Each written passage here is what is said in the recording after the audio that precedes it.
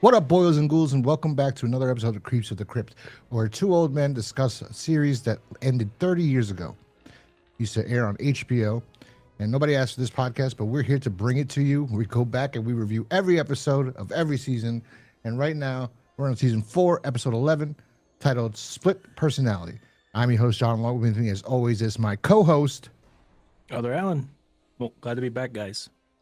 That's right. We're back, and it's been over a month. We were supposed to record this a few times, and every time we were supposed to record it, I was like, I don't want to record. I don't want to record. But yesterday I had a bad day. I don't know. I had like a meltdown. It was like, you ever have one of those, like, you built up all this stress and this anger, and finally, like, you just have to release it, and you just go off, and you release it to like somebody that doesn't even deserve it. So I released it to a friend of mine and just went off. He came over and I was telling him all these things, and he was just like, oh, and he felt bad for me. You had to unload what you had built up, huh? Yeah, for other people. But I didn't yell at him. I was just telling him all my problems. I'm like, I'm stressed out. I am stressed out beyond belief. I think that's the problem why I can't lose weight. I've been trying to lose weight. I've been trying, and I think I'm just so stressed that I can't. And also, I was thinking I had Graves' disease, because I don't know if we talked about that last episode or I told you. I feel woke like up. You mentioned going to the doctor one time, but I don't remember you mentioning Graves' disease. Well, I was supposed to go. I was supposed to go last week, and I was like, "Fuck it, I'm not going." I was like, "I'm not going. I don't care. If I die, I die." So one morning I woke up and my eyeball felt like, kind of like when I got the blood pop vessel, right? The pop blood vessel. But this was different. Like, I woke up and I was like, I just held my eye right away, because it felt like my eyelids were falling behind my eyeball. And I was like, oh my God. I woke up like, if I don't know, I was holding it. And I'm like, if I don't hold it, my eye's going to fall out. Right? I was so nervous. So I had to push my eye back in, and I looked in the mirror and it was okay.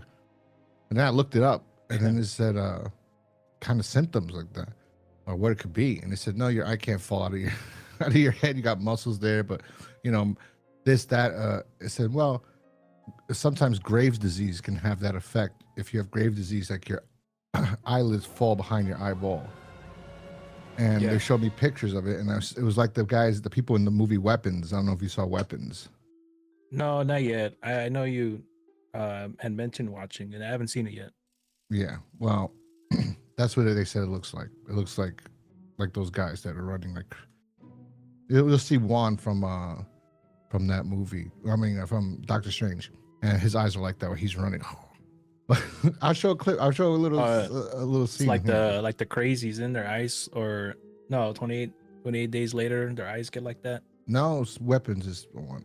It's but anyway, so then they tell me what causes Graves' disease, or what causes that, the eye thing. That's a Graves' disease, and I was like, well, what causes Graves' disease? So it gave me some stuff, and I was like, I think I have Graves' disease. But then it was like, you're supposed to lose weight if you have Graves' disease, like, and not try to lose weight. Like, you'll eat, and even if you eat more, you lose weight. And I'm like, well, that's not. Obviously, I don't have Graves' disease because I'm not losing weight. But then when I looked into it, they said, no, you can also not lose weight. I'm like, well, this is a guessing game here. So anyway, my eyes were always this big. Or WebMD. ChatGPT. That's good, everything. Yeah. So. I wish. I wish if you did lose weight, it'd be that, or having like a worm in you. No. Eating up all your food. Yeah, no, I don't want that. But yeah, so that's been what's been going on with me this last month. But what about yourself? How you been? Good. It's just been keeping busy, and on my spare time is just reading some books. I mean, I haven't finished one yet, but I'm going through like I'm going through like 3 or 4 of them in between. But I'm reading them at least. It's just like sometimes, I feel like when you get into the flow, and then you're getting a good amount of chapters done, and then you kind of burn out a little bit from it. So I take a break from it and read a different book, kind of change up the tempo, I guess, because sometimes there's some slow chapters. So it's like, I can't force myself if I'm not feeling it. So I'll come back to it later. So kind of going in between the. I mentioned I was reading the Count of Monte Cristo. That's like one of those books that I feel like I read in school, but I don't know. I don't even remember. Yeah, the whole I read plot it in school. But you reading that because I told you to watch Sleepers, and they were talking about the whole movie, the Count, you the real life Count.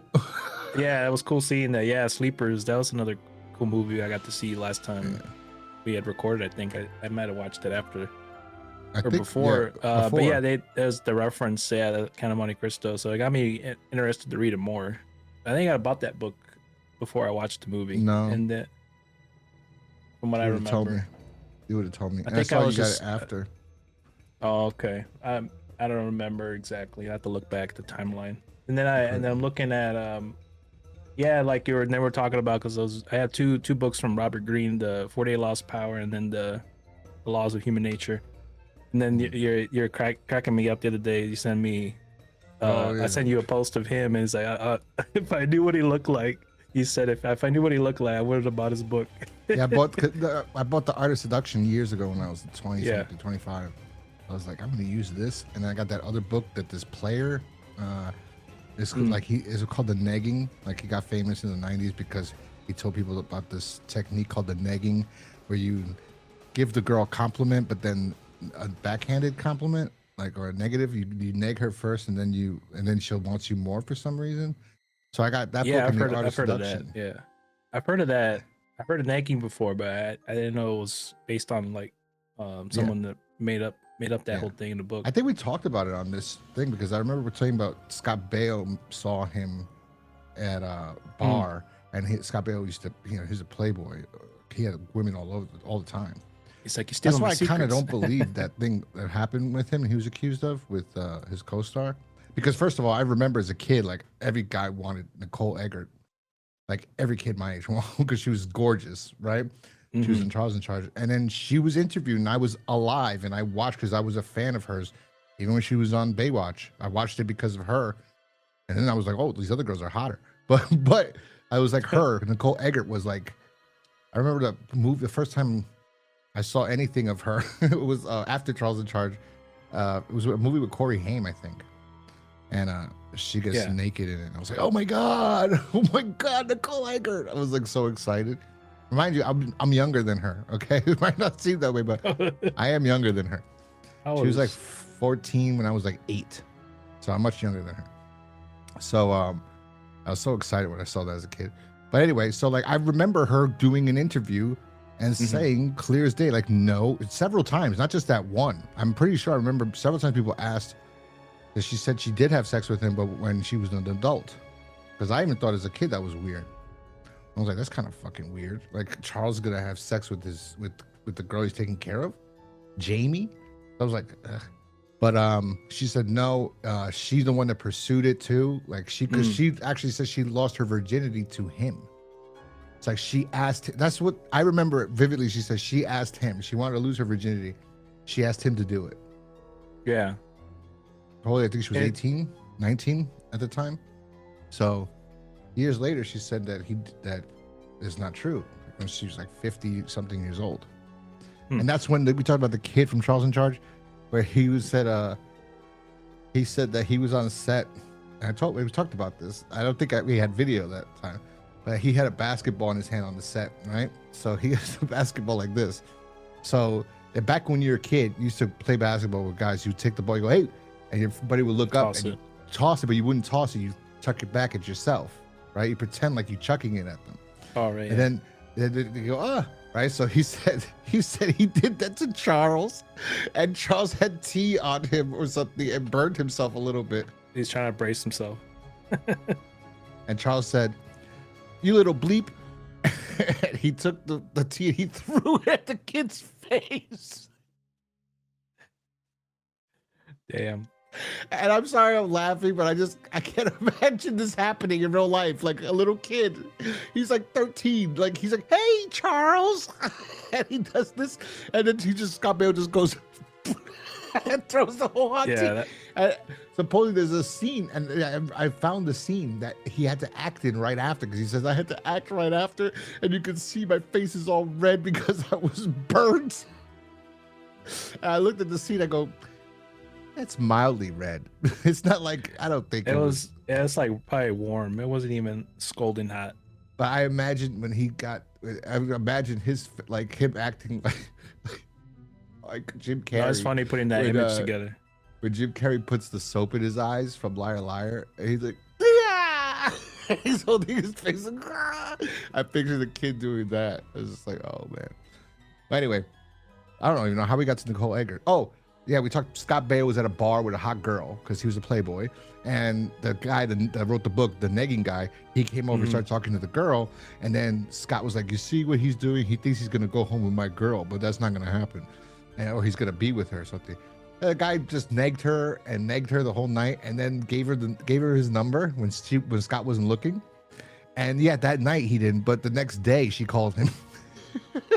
She called the guy, the negger guy. I mean, people are gonna take this podcast episode with I'm saying the negger. They're gonna think I'm saying something else. Great episode, John. Might have to delete all this, keep it exclusively. Put it in the Patreon for the locals. We're not doing nothing with either of them. Anyway, no, it was funny because I've heard of that method, but I never personally tried it. It just doesn't seem like. It doesn't seem like it's gonna work. You have to be very. It kind of does work. Very, very specific. I've tried it. It does work. You have to say it depends. Has to be it can't be a neg like, oh, you smell like shit. Hey, you want to go out? It can't be like that. It's gotta be like. I guess not that. That would be me. I just like you smell like shit. I go to the extreme route. You go to a girl. Work for me, right? And you look at her, you find a flaw, and you go, you have the cutest overbite I've ever seen. It's adorable. Yeah. And she's like, oh, thank you. But she's like, what the fuck? Like, now she's conscious about I'm not it. perfect. But that's if you like super hot girls. Because if it's like a regular girl, she probably heard stuff all the time. So, I mean, like, it's for girls that are like, models. Yeah. Like if you try to come at a Latina girl that, they usually have a little hairier arms. So I was like, oh, you probably point that out. They're already used to it. Yeah, I'd be like, they'll curse you out back if you say something like, oh, I love your hairy arms. Now you can't say I love your hairy arms. What? Let's watch The Wolfman tonight. Yeah. No, but anyway, I'm gonna cut all that out. So I don't know, maybe because I'm gonna talk about Nicole Eggert and all this stuff.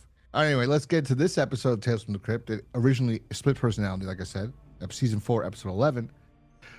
It aired August 26, 1992. It stars Joe Pesci as the main star. It was written by Fred Dekker, and I will say Fred Dekker, I forgot, he wrote the an All Through the House episode, and then he wrote the other episode we didn't like with the hot girl, Lois Lane, Terry Hatcher. Oh, from what? Terry Hatcher. Yeah, I know what you mean. From the I grave. remember the name of the episode. The thing from the grave. Thing from the grave. So that episode we didn't like, and then he wrote this episode. So I'm like, oh, Fred Dekker, he could redeem himself, right? Because he had one bad one.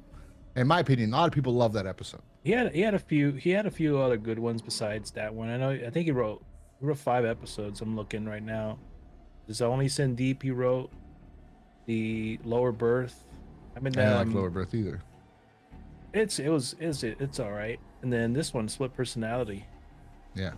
Which I was looking forward to talk with you for a long time. I know this was hyping it up myself to watch this one. For instance, I got into this show. I haven't seen this one in years.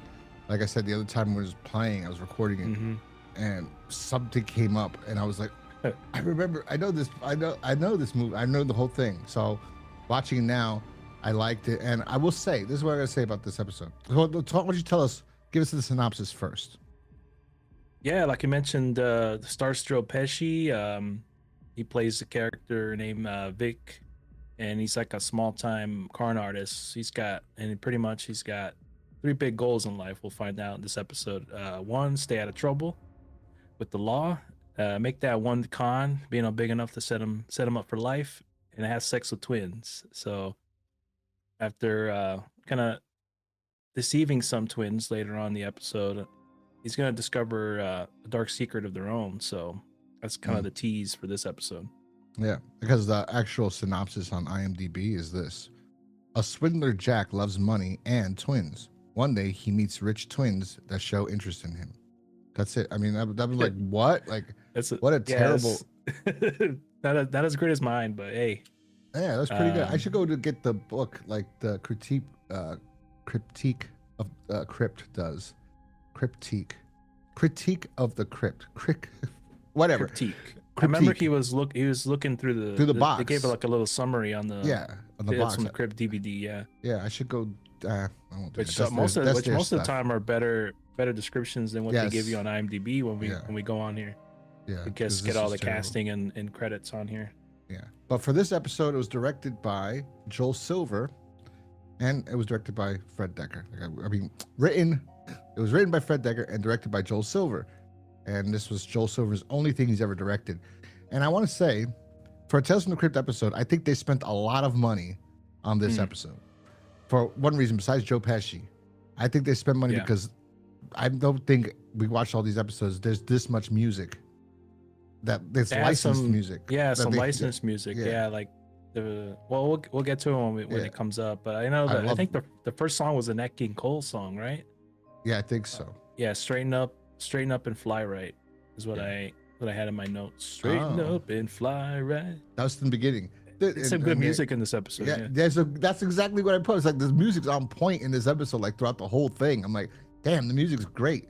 I like Katerina. I was like, that one was a good one. That's Perry Cuomo, I think it was. Yeah, Perry Cuomo.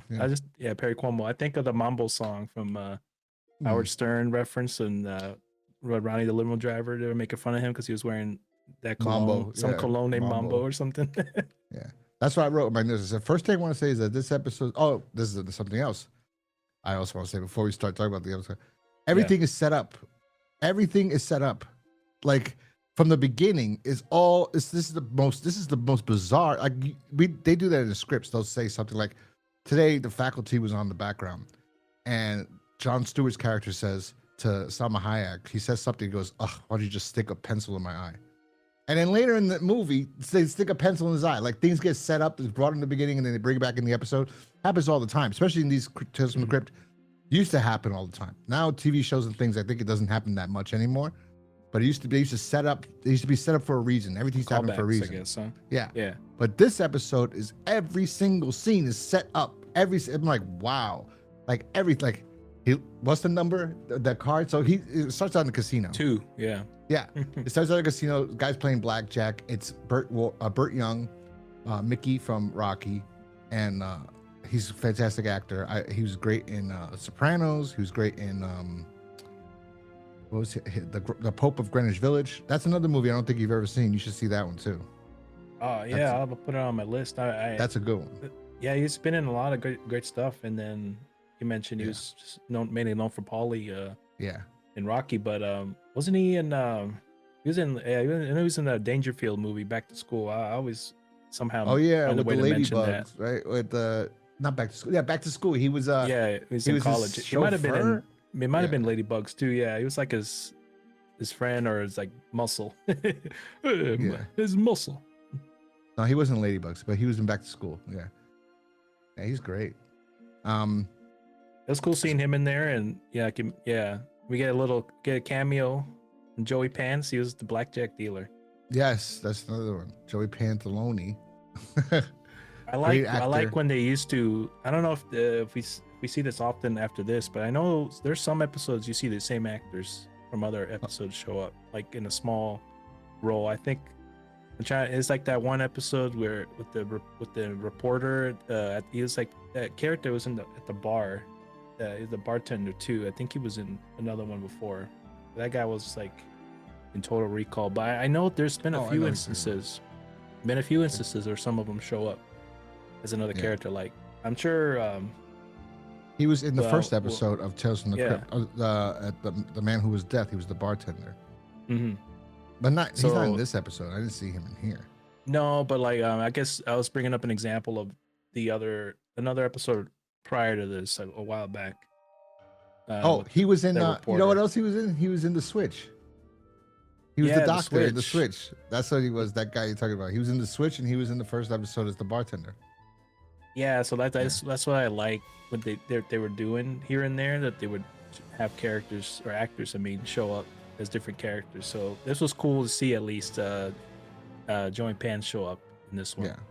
So Burt Young is sitting at the pool table, the blackjack table, and he's like, these chips, they're $5, right? And he's like, no, they're 50. And he goes, oh, I didn't mean to put them all in. They're on the table. That's it. Like, it's done. You can't take them off. No, but you don't understand. My kid, he can't take care of himself. Like, I don't have that kind of money. My kid's he can't take care. Like, so basically, his son's like mentally disabled. He said he had a problem with his kidney because insurance won't cover his medical bill. Surgery. Yeah. Yeah. So got another problem on top of that. And he goes, well, you know, you got to make a move. You have 18. The dealer could have 20. What do you want to do? And then he's like, no, but I don't want it or whatever. So Joe Pesci comes over, and Joe Pesci's playing a character like Joe Pesci, but like 10 times more Joe Pesci. I mean, I shouldn't say like Joe Pesci, because everyone assumes that's Joe Pesci, but Joe Pesci's a really good actor. You know, so if you've seen, I mean, more so what you're used to him seeing. Yeah, because of My Cousin Vinny and Goodfellas, and like, but like if you watch Casino, and you hear his voice, and he's doing a Kansas City accent. He won an Oscar for Best Supporting Actor. He's a good actor. You know, he plays but he's playing the New York gangster or New York whatever. He kind of sounded like he was from Chicago a little bit. His voice, his accent didn't sound like New York. It sounded more like Chicago. But he's a really talented actor. He started out late in his life acting, but he's great. So he comes in, he's being that character, but to the umph degree, because he's also a con man sleazeball. That's what he is. So he tells him, go ahead, hit it. You're going to have a 2. Don't worry about it. I'm telling you, I bet you $100. And I'm thinking like, bro, you just spent like, I don't know how many thousands of dollars on that table. And you're going to take a deal with this idiot for $100? I wouldn't have done it. I would have lost probably. No, I wouldn't have done it either. But he's like, oh, what I got to lose besides this other money? All this money, yeah. And then he does it, and then he gets 20. And he stays and he wins. He gets, I think it was $10,000 he won. They don't say. Yeah, I think it was something to that extent, because he's pretty much, you know, he was eyeing him over at the bar. He was kind of listening in on his conversation with the dealer, and I think I forgot what the term they used, because we'll talk about the comic too. But it's like you said, he's Joe Pesci, but also like he's always like trying to you know, sweet talk you, sweet talk you. He's got the silver tongue, or I think they mentioned it in the comic. They call him like honey dipped or honey sweet tongue or something like that. Yeah, that was the term I was trying to think of. But yeah, I think he won $10K from that, and then as anything, he's kind of like talking to him some more, and he's bringing up like he's not in the best financial shape. He mentioned, and he tells him that he's got like a inside line about no risk, tax free, limited partnership. Yeah, I wrote so that. it's like too. investing is money, which is the minimum is $10K. So which is, I think, is what he won. Yeah, but he goes, for Young's character. So you keep that money. Write me a check. Mm-hmm. They writes him a check for $10,000. He cashes it right that second. He cashes it. Right in the casino. He cashed it. And then he goes to. I'll take it in hundreds. Yeah. Then he goes to. But you know what I like about that scene? He doesn't. He calls him. Cool. He doesn't call him his name. He goes, "Let me tell you something, Dan." And he goes, Don. And he keeps on. And then he gives him, "We're family. What do you think about that, Don? I mean, Dan." And he goes, "Don." And then you see him give him the check after he cooks. Like, it's already letting you know he's such a sleazebag. This is a pitch that he's always done. He doesn't pay attention to you because you're not worth his time. You're just a mark. Like, he doesn't care. The money's what he cares about. So he's going to give you the story. He goes like, "I just want you to know that I'm not really all that financially sound myself. And I have the opportunity to bring this investment or whatever, you know." So he's like, I know we'll have enough money that you can have you can have a wad to take care of your kids' surgery, whatever. And he goes, so he does it, cashes it, and then you see him at the hotel, right, with a girl. And he starts yapping and yapping. He's telling all these things. His favorite number is 2. And that was the number 2 that was dropped earlier that won the game. That's his lucky number. He loved the movie The Parent Trap with the 2 twins. This is what I was saying. He keeps talking all this stuff, and then she goes, what did she say? She says, Are you gonna? Are you Yeah, gonna, you're gonna. are you gonna have sex with me, or are you paying? Or you did you pay to bag me, or to tell me your whole life story?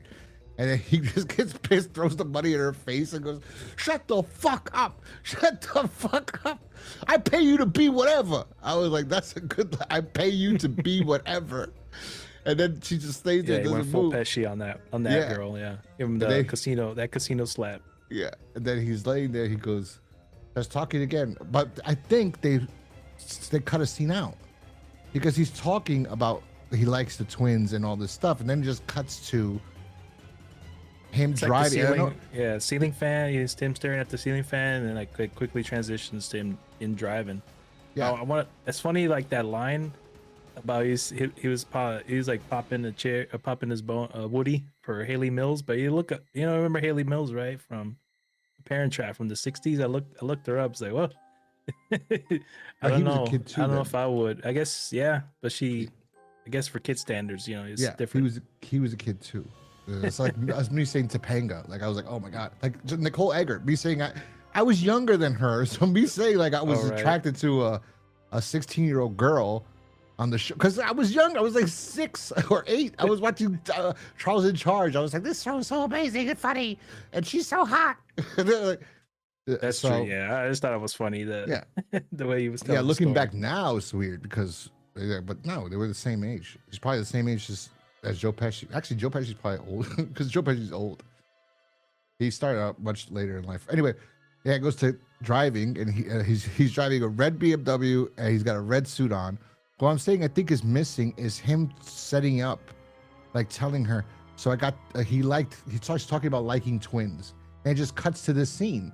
It doesn't say like I got this inside info about these rich girls, nothing. Like they just cut to him driving a sleeves bag BMW, nice BMW, 325i, I think, red. He's got a red suit on. He's singing Katarina. Love this. I'd never heard that song before in my life, and when I heard it, I was like, I love this song. And then what happens? 2 cats run in front of the car. Yeah, black and cats. that's what makes him swerve. But the 2 cats, I think, I'll tell you later, I think he ran over one of them. So anyway, he swerves, the tire pops, he almost crashes his car. And he's like, God damn it. But then he's right there in front of his house with the 2, there's the 2 identical fancy luxury cars. And he's looking at it, and then he starts walking up. So it's like, they present this scene like it was an accident. Like he didn't mean to stumble upon this house, because right after he walks up and we get the most infamous scene, the meme scene that everyone uses. Yep.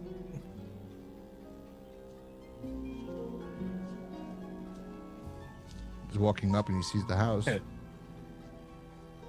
great. What the fuck is this piece of shit? This is a real house too. I looked it up. I saw there was a Facebook post I found of Fred Dekker talking about this house. It's called the Bowler House. It's in Rancho Palo Verdes, California, and it looks different than what I guess they changed. They must have added effects to it, because like it's just this. It doesn't look like this color. Fred Dekker's supposed to seem like Joel Silver was a fan of this house. That's why they ended up filming here. I love that line. That cool might have been improvised then. Joe Pesci would have been like what the fuck is this piece of shit? I have a feeling that, yeah, definitely improvised. Yeah, but that's that. I was when I remember, I was like, oh my god, that's a meme that's been popular for years, right? And it's from Tales from the Crypt. Like it's hilarious. It's like a lot of these memes that come out most of the time, but I don't know how the Tales from the Crypt one made it, because you can't find Tales from the Crypt anywhere, right?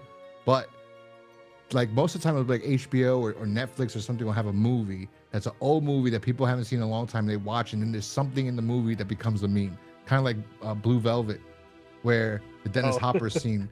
Let's fuck! I'll fuck anything that moves! That became a meme because it was on HBO Max, so people got to see it. That's what it seems like. Yeah, it just ends up like still living on in the zeitgeist in a way, just online through a meme. It just brings a whole new life. I remember I've been seeing that for a while, and then when I got into the show, watching this show, and I saw it, I was like, oh, that's the meme. I was like DiCaprio. I was like, oh, pointing at the TV.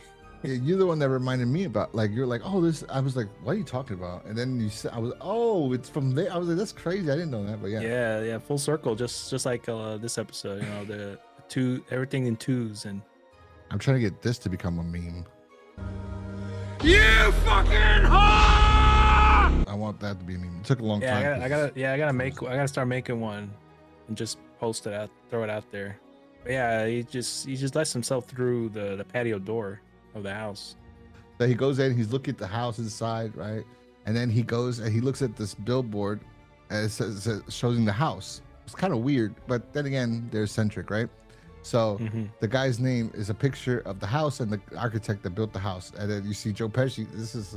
I thought this was so hilarious. I laughed out loud, literally. I think this was improvised too. Yeah, right? I think so too. Joe Pesci.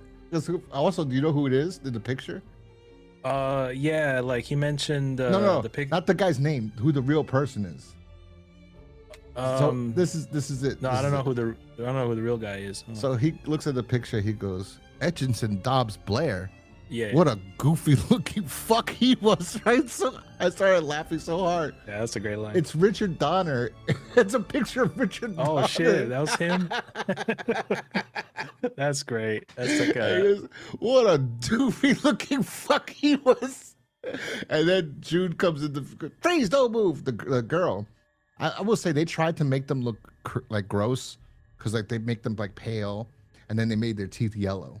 Because I remember my mind took me back to when I actually saw it. Because in this version, you see their teeth don't look that yellow, but they were yellow. They were real yellow. So it was kind of like when you watched it on TV, on live TV back then. You're like, ugh, how's he kissing them? It looked more yellow, like yellow, corn color yellow. Corn color yellow. Yeah, but my version it didn't look that yellow.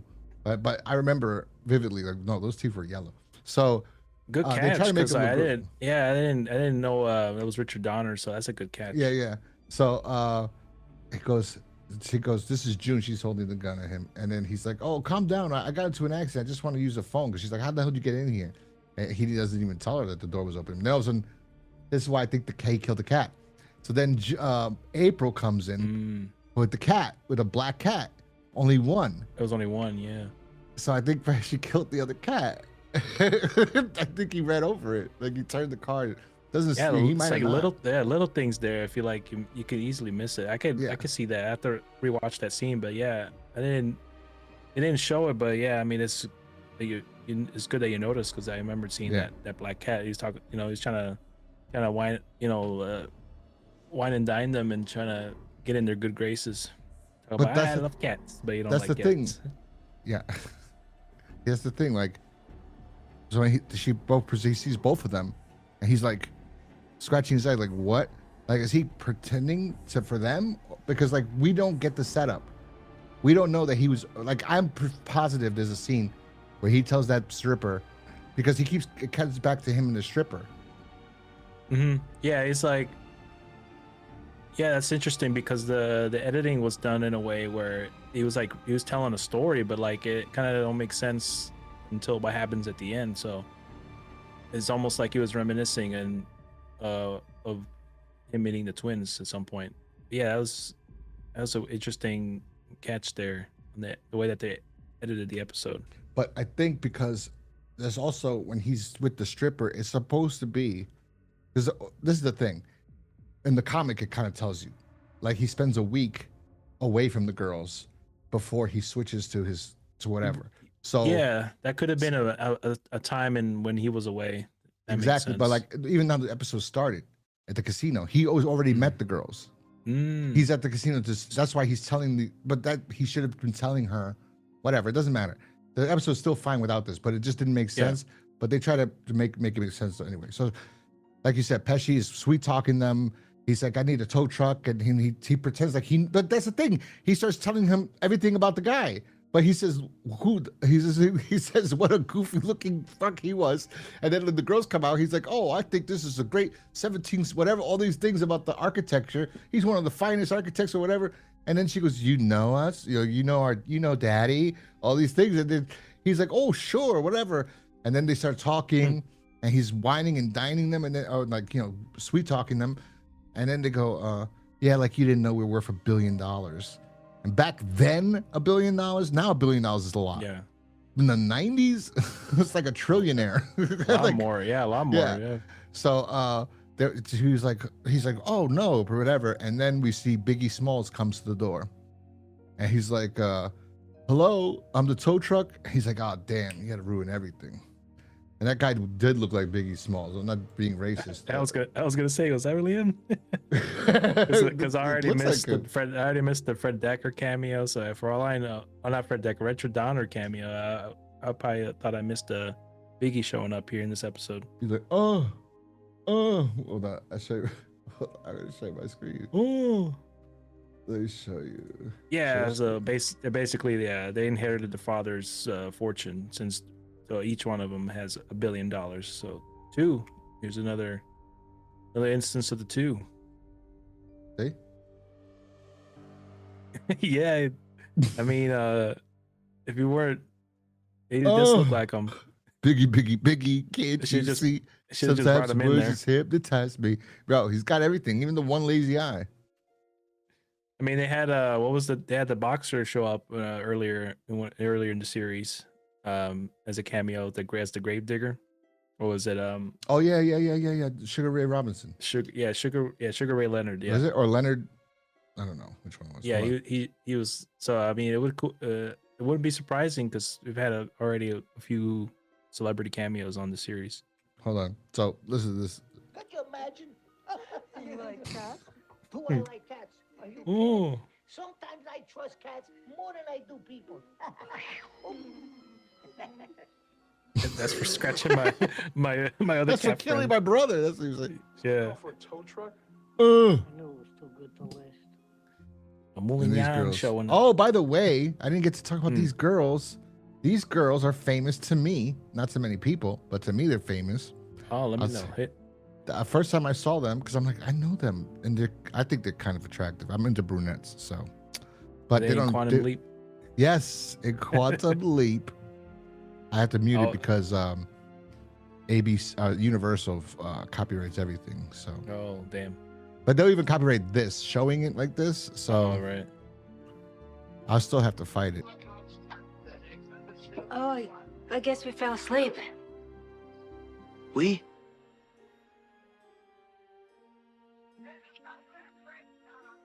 I thought you had forgot about us. I just got a little sidetracked. So he twins banged of the both of Oh, them. did you come and get back Whoever on he track? was in this episode. That would be great. He's like He's a banging both of them. football player. Yeah, he plays a football player.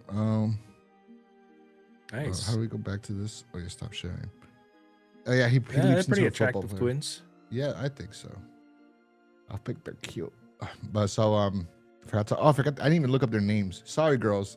I didn't even, like. I just think yeah. you're hot. Didn't look up your names. No offense. Jacqueline and Kristen Citron. Citron, Citron. Hold on. Well, all of them, their names too. Pesci had a little sweet joke with them. So they're both named April and June. It's like, where's May? What happened to May? Right? Yeah, what happened to May? he's so so good in this episode. He's so good because he's every version of Pesci you love. Like he's like he's just great. He's just fucking fantastic. He gave you everything. He's got a good riz game on this one. He goes, what As happened? the kids say. What happened to May? I thought that was hilarious.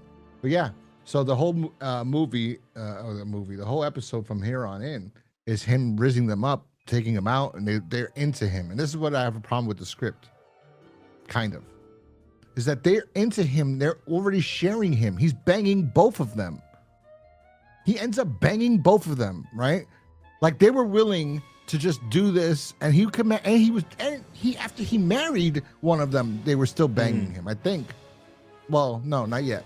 But they would have. I think they would have. I don't think it mattered. Yeah, I think they Because would have. He told one of them he loved them more. They were commenting about like, how they wish there was like more another one of him. Two of him. He's in bed again with the hooker, and he goes, I'm ready to marry. I can marry any one of them, but I only get half of their money because they have their will set up that it's 50-50. One that can't make a decision without the other. So if he marries one of them, he only gets half of the money, and he wants all of it because he's a greedy bastard. Which is funny, like you said. Yeah, I mean, that was $1 billion back then. It was worth a lot. He would have been good, but he's extra greedy.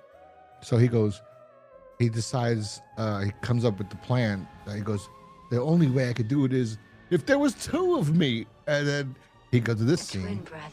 I know it seems like a stupid coincidence. I guess I was embarrassed to bring it up till now. Where is he? What's his Yeah. name? His name is Jack. Yeah, He's in right. South Africa. We have some pretty important holdings there, and business demands that one of us stay there at all times. So he stays there a month, I spot him the next, and so on. And we trade off. Does this mean you're leaving? I'm afraid so. But it's only for a month. Besides, look, my brother will be home in a few days. I already told him about you two. Maybe he could drop around for a little visit. But I must warn you, though, he's a little more outgoing than I am. He's not as educated or well-spoken. You know, he talks about California I jokes. laughed so hard when he said that. I thought that was one of the funniest scenes. Yeah, just like the comic. He had a brother, fake twin brother Yeah, that but works out in South Africa. I just started laughing. Yeah, the whole thing is. See, this is another thing I wanted to bring up that somebody was mentioning. Oh, they said that this was the first. I think it was for King of the Road. Somebody commented like, you said that this was the first episode that was original, and with the original title. But there were episodes that they used the title and there was original stories. And I go, not really. So far, even till now, the only episode that has been totally original has been King of the Road. Besides that, every episode, even if it has the name of a comic book, it's pretty. They say they say the writer said they just used the name. No, they used parts of the story because this is almost exactly like the original story. For this one, yeah. I feel like there was one episode What's that Cooking? had What's the Cooking? had the same name, but it wasn't the What's same Cooking. story. Yeah. It was What's Cooking, and What's Cooking, and What's Cooking. What was I gonna say? What's Cooking? Anyway, and What's Cooking. And What's Cooking, it's the element, the idea of a guy coming in and saying he was going to fix their business and make money and become a partner. That's the only thing they kept. They changed everything else. They made it from Chicken Shack they made it to squid and then to steak. And it was cannibals. In the comic, it was chicken. And then they got mad. They killed the guy and he became a zombie. And then he killed them. One fried one and boiled one or whatever. That was that comic. It was okay comic, but this was the original. The other one, I think, I forgot about the seance. I think that one, I don't know. I don't remember that comic.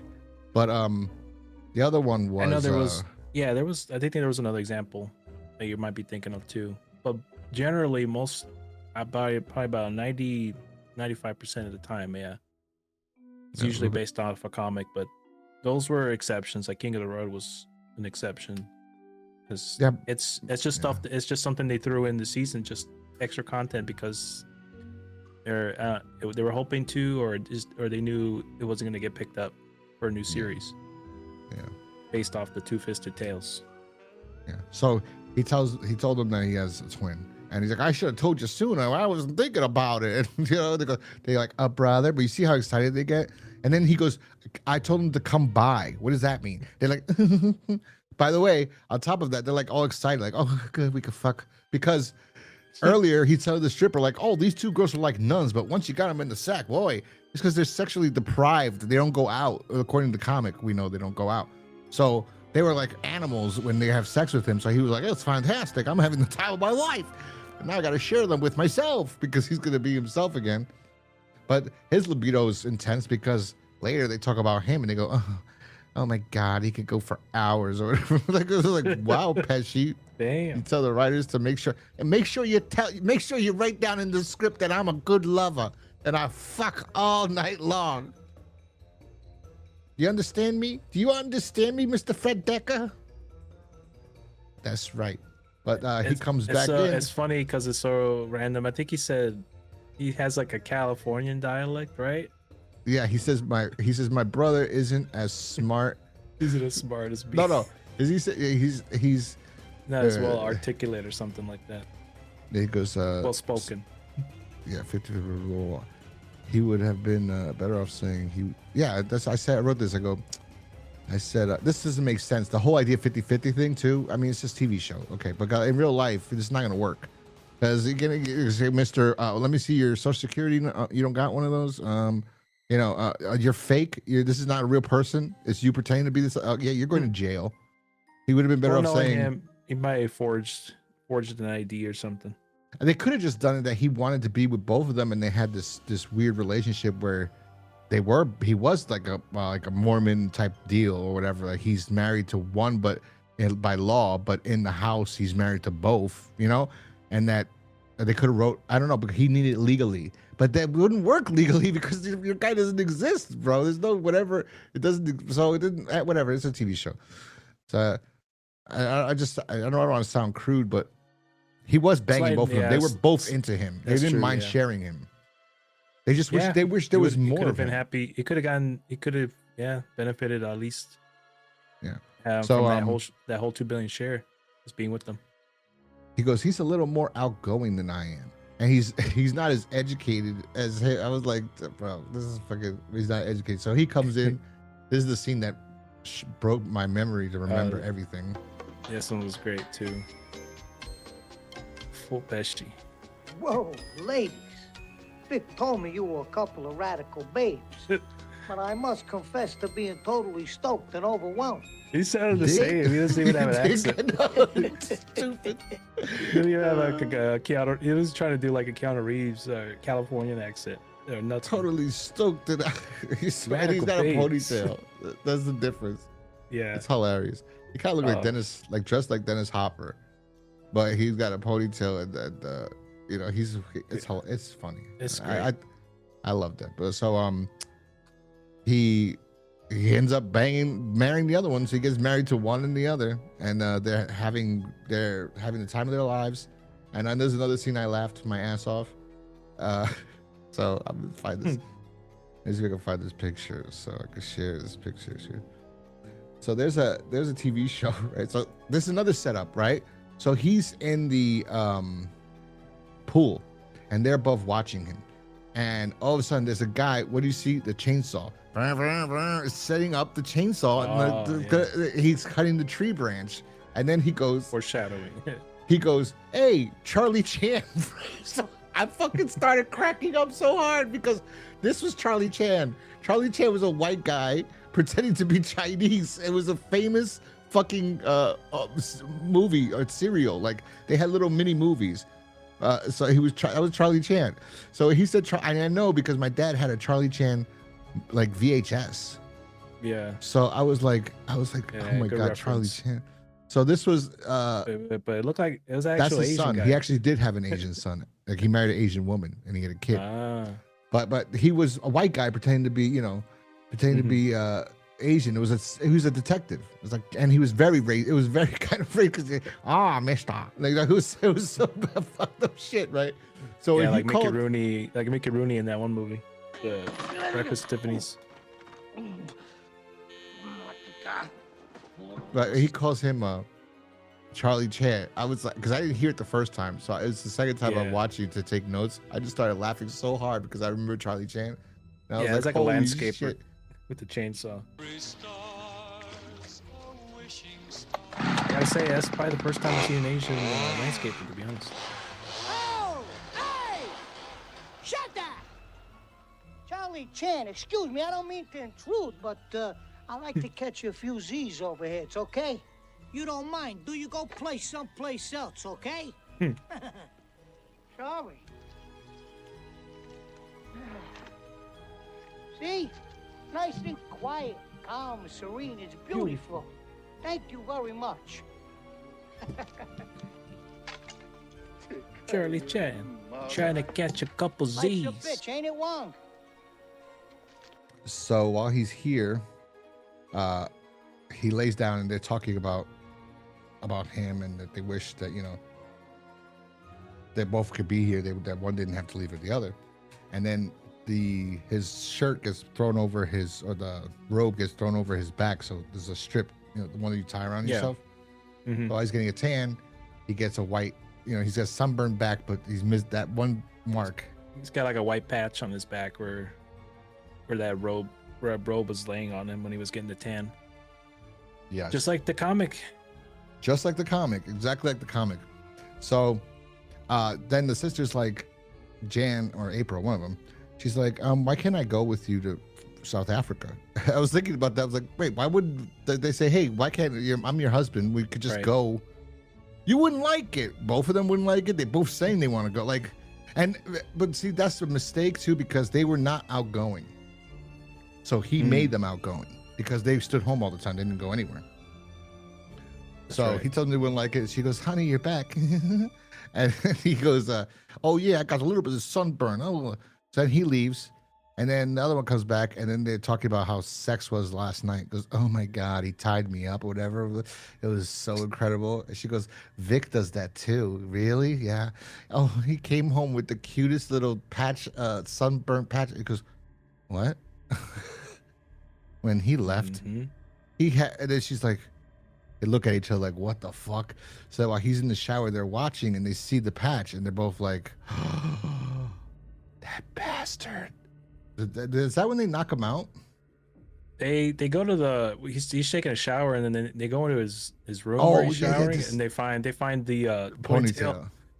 Which is like, why would you leave it there? Make it so obvious? But I know, at the risk of it. But yeah, that's when they found out that he was duping them. It's the same guy. Yeah. And married both of them. And they get mad, which is kind of like, I don't know why they would be mad. Just the deception part of it mainly. But like he just got too greedy. Like he could have made it out. Yeah, he could have made it out. But also maybe at some point it may not have worked out due to what the twins say later on. But yeah, he gets out of the shower and then he somehow finds a drawer full of newspaper clippings and he finds out about their dad's death. Yes. And that the twins were questioned and tried, but they were acquitted of the murder. And that's like where he gets knocked out by the twins. I will say what doesn't make sense though is that she finds the ponytail, but then he comes out of the shower, like, so he was in the shower without the ponytail on. It didn't look like he had it on. But then they wouldn't know if they went in the shower. Yeah. I think it was just his disguise. It was his Vic disguise. Or no, because he was in his Vic look. Oh, was he? No, because he comes out of the shower. Well, he wasn't his Vic look, but he should have been in the shower as Vic, because Vic is there. Vic should go in the shower with the ponytail, right? He's got a pony. Why would he put it in his pocket? If the sister his wife comes upstairs, what the fuck? You cut your ponytail? Oh yeah, I totally decided it was a good idea to cut my ponytail off. Yeah, he could have swinged it. Yeah, he could have made that work, but there the sun patch thing gave him away. So yeah, so he was done for. He goes to. You were saying he finds all the newspapers. Yeah, so he finds out more information about. Yeah, we find out along with him, through the newspaper clippings that the daughters were questioned, they were tried and ultimately acquitted of his murder. And he gets knocked out by the twins and they tie him to one of the beds and he Vic pretty much just kind of admits that, or no, they admit to Vic, that they killed their father. Well, he goes, twins. He goes, so yeah, I married both of you because I loved you. What was I supposed to do? I wanted to be with both of you. And then they're like, not buying it. I will say they're wearing one of the sexiest things. Sexy lingerie. I was like, going on here. I was like, oh Lord, why do you do this to me? Even these TV shows are kind of crazy. So they have her like this, like both of them. Yeah, like that 90s, old lingerie. I want to be like Jerry Lewis right now. Ladies, hey ladies. This just feels like a 60s type of film, but look at that outfit. My God, Maron. Yeah, they were hot. They try to make them look gross, and it was like. And then I will say they walk away, and they have one of them walks away. I forgot which one he tells to walk away, and she's got like a little flat butt. But I'm like, I could deal with flat butts because I like Britney Spears. So I'm alright with the flat booty. Yeah, I don't know. Yeah, go ahead. I was gonna say no comment. Just- I could deal no, with it. yeah. What was I gonna say? Yeah, like he It was so they hot. meant- That's that outfit. I don't know why they would wear Get- that outfit. getting all distracted. It Yeah, I looked mean, so good.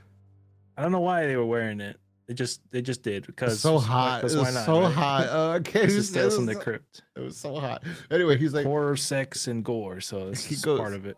did I make you happy? So what difference does their effort make? You know, there's a lot of cursing because, you know, Mhm. and he goes, but I mean, even if you did, oh, he goes, I don't know anything about your father. He goes, I don't know anything about Yeah. your father. Oh, he's tied up. Again, they set it up. Vic loves to tie us up. Right? He does this thing where he ties us up. He does it all the time. Oh, he does it too. Now he's tied up. And then, as like he does to them. And then they go, he says, he goes, I don't know about anything about your father, but I mean, even if you did, like, I don't fucking care. It was no difference to me, whatever. And she goes, no, we did kill him. It's like we love sharing everything, but we're tired of sharing our father, so we killed him. Yeah, that part, not too sure. Not too sure about, but like again, this is all set up in a way just to tie it up with the comic too. So, they pretty much they pretty much said, like you said, they were able to share him equally, and they get their revenge Well, on Vic in a way, and then they but- sliced him in half. They make a good point, and the writer Frederick did a good job at this point because the speech that they give, they said we were tired of sharing our father. It was getting hard on us to have to share him. We didn't want to share him anymore. So Yeah. we, you know, which is what ends up. You think about it and you go, well, then they would have done the same thing to him because they would have got if he was gonna be the noble guy and not lie to them, That's true. right? Yeah, like I mentioned they would have got before, tired of sharing that- him. Yeah, that it wasn't gonna work out either way Yeah, because they don't like sharing. but when you think about it, though, even the way it's set up now, they could have got tired of him because he was never having both of them at the same time. Like it was never like he could only be with one because he was pretending his brother is in Africa. So what they could have said, I'm tired of them. Let's kill them. And then they would have, you know, like they were killers. They're crazy bitches. They were great. It was fantastic. They're beautiful. So the last thing I would say is the scene. She gets the chainsaw that they foreshadowed, and then they're giggling while they go to cut him. This body special effect looked horrible. Joe Pesci's there like and then you could tell he's in the bed and the fake body. Like his lower body is like so wide for him, like he's under. It looked like he was under the bed or something. No, he was put definitely a, under like the they put a bed. hole. They put a hole in the bed, and you just see his upper torso under him through the bed, and then the fake wider, boxier looking lower half of him getting sliced up from bottom up. It was cool. It was a cool idea though. It was a cool scene, even though it didn't look the best, but it was that part I looks liked stupid. It. That part looks. I think that part was Blood- stupid, but the they blood part did, was cool. they did the blood effect onto the Mhm. screen, and then what was great is because they set it up where again they go, Daddy designed this so that these two rooms are identical. They're a mirror image of each other, right? So that's why he go, oh really? And then he bangs. That's when he first bangs him. So what they do is one of the sisters is in the bed. May or June is in the bed with Joe Pesci, and he's like there, and she's like, she starts giggling and making like love to him. Then they go to the other room, but you see the shot is like both. It's like exactly, and it's one Pesci, and then both of them they finally have one. They have him, Yeah, yeah. but then they go to the camera, they go around so you can see the bed, half and of you see them. that was fantastic. I can't show that scene, the half of him where she's in bed and you just see half. I was like, that's a phenomenal. I did the special effects, fantastic job there. That looks so great. That looks so great. I can't show it The because inside looks great, but the outside Yeah, it the doesn't outside look the looks best. terrible. It looks terrible, but the the inside where you see all inside's- the blood. blood and innards, Yeah, great. A1. That was hey, fantastic. yeah, it was And like then it's- the way they filmed it too was good. and you've never seen. I don't know if you ever seen Return of the Living Dead, but they have like split dogs in there. But Oh. it's the split dogs are for like schools. Like if you go to veterinary school, they'll show you like a split dog and they'll see the insides, how the organs are.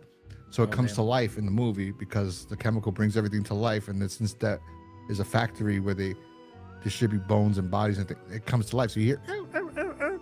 So they go, what the hell's that noise? And then they see the dog is on the stand, the split dog. And he's like, and he's alive. And they go, oh my God. They try to kill it. And they go, arr, arr, arr. So, but that's what it looked like. But it didn't have blood. So the blood adds to this and makes it look fantastic. I bet you in HD, it probably looks terrible. It probably looks god awful, but here it looks pretty good. So I gotta give him that. It's awesome. Like, yeah, they just see the twins caressing his half, the blood stains on the sheets. Yeah, great way to end it. And then the Crypt got everything here. Playing cards at the end, and yeah, I mentioned at the beginning, but I know you never do. That was your job, buddy. I always forget. Your job. I had it written down too. What did he say? Let me see. He's still seated at the poker table. This now has a beating heart on it. And he slams it of the meat cleaver into the heart and stops beating. And then he says, "I guess old Vino Vic thought he could double his fun in his bank account. Too bad he was only half right. Oh well, it proves just the old saying: behind every bad man, there's two women with a chainsaw." So, kiddies, care for a little maim of chance? Yeah, it's cheesy, but it's all right. Dead I win, tails you ooze. Let's show the comic for a quick second. It's not that identical to the show, and people want to say no, it's not. It is. It is identical. So, split personality. This is it. The only thing difference is like he's a regular con man. Mm-hmm. He's not a casino type of guy. He's swindling like old people out of their money. Honey-coated. His honey-coated tongue. Is that what they say? Sweet talk. Yeah, it said. Ed King ground his a cigarette. More words. Honey-coated. Yeah, honey-coated words dripped from his lips. I like the way the writing, even on the comic, is so good. I know, right? The comics. They do a really good. They do a really good job at setting it. Set everything up, and just then you know who this guy is. And yeah, so he goes to this house. He's just like going door to door. He's like the next season for episode 1, Death of a Salesman. That he goes door to door to sell con man. You know, I just saw that episode for the first time I think ever. Yeah, it's a good one too. And I was like, this is amazing. And I tried not to watch all of it, so I saw parts, but I was like, I'm in love. And I don't think it was the first time ever. I think I remember just seeing it one time. That's already my favorite of next season. 100. Like, there's no. I stood away, but I was like, oh my God, that episode was so badass because Tim Curry gets to play 3 characters. I'm like, that was so awesome. It was so awesome. The women, he does great. He does the girl and the mom, like fantastic. The father too, but like, anyway, that's a great episode. I can't wait. I can't wait. Anyway, he goes door to door. Somebody tells him that those girls they stay home all the time. They're millionaires, you know, blah, blah, blah. They got so much money. And then he's like, oh, he sees a cat in a tree and one of the sisters trying to get him out. He climbs a tree, gets the cat out. 20 minutes later, he's in their house. And he's talking with them.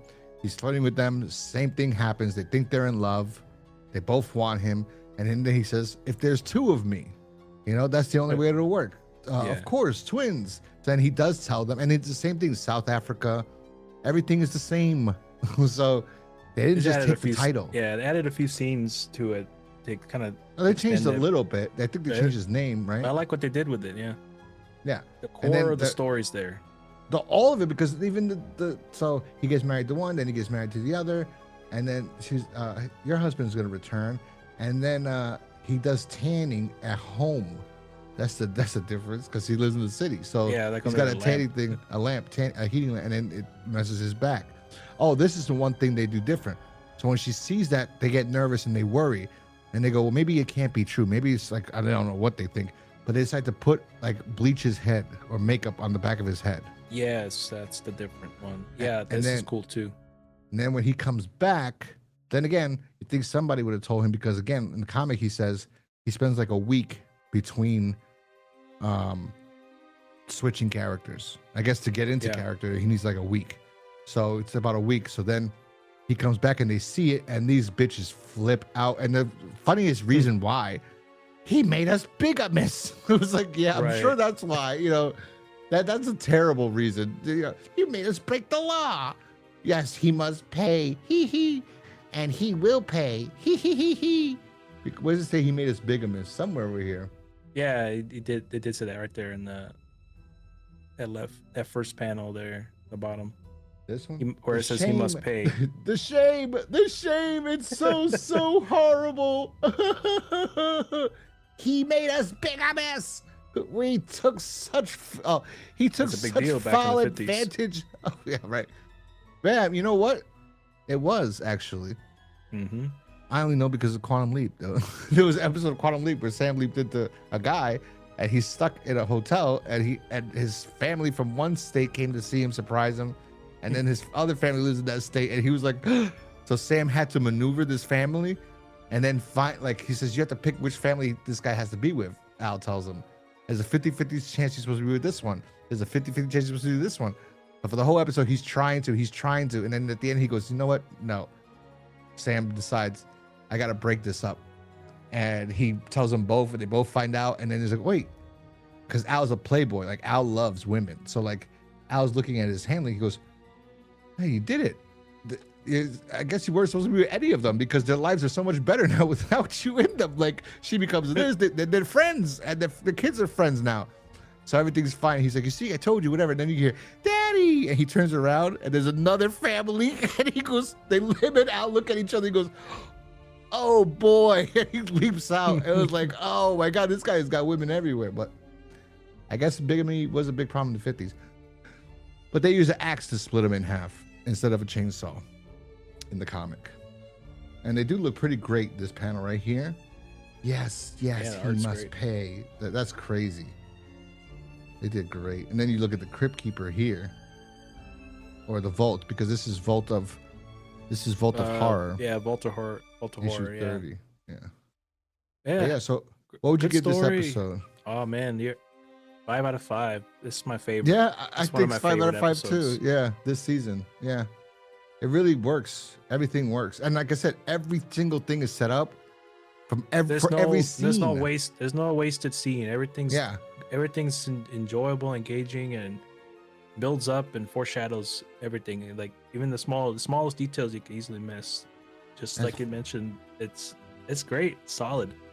And it's funny that this is only Joel Silver's only directing ever. He only directed this. He never directed anything else. He's known for producing everything. And he finally got, and I guess it makes sense because they all got together because he's a producer of Tales from the Crypt. So they all got together because they all loved these comics growing up, and they decided to make this show. So of course he's going to make one of the better episodes of the entire series. I mean, literally, this is 5 out of 5. This is one of the best episodes, in my opinion. Besides his pet, I mean, Pesci adds so much. All the music they spent so much money on music. It's great. The girls, I love looking at Anne. I'm like, wow, I'm in love. And I know they try to make them ugly, but they're not ugly girls. I love this episode. Yes, perfect casting with Pesci in this, and full on Pesci in this one. Everything you could like about him, and yeah, they got cameos by Joey Pants, and Burt Young is in this. You know, it was just such a and the cameos. episode. Yeah, I mean it's enjoyable for us because like we're a big fan of Pesci and a lot of the work he's done. In the gangster genre, or just the gangster genre in general. Like we just see people from different things. So it's an extra bonus for us to enjoy to see these actors that we like in this episode. And I love Joey Pants in Baby's Day Out. I think he's the phenomenal. Yeah. That's his best role he's ever done. So. And yeah, absolutely. And Burt Young is fantastic. And you should watch The Pope of Greenwich Village. Write that down. And if you people are at home never seen it, you should watch that movie too. The drama, not a horror. But anyway, yeah, that's it for us, guys. Long episode. Oh yeah, check it out. It's a good movie. It's long. Check it out. That's the movie where Eric Roberts goes, "Look what he did to my finger, Charlie. They took my finger, Charlie." Something like that. It's great. That's a good movie though. It's a real good movie. I never saw it. I saw it one time. You know, I'll tell you later. Anyway, that's it for this episode of the Creeps of the Crypt. Remember, you can get those cool shirts that we had today. Obviously, I don't have.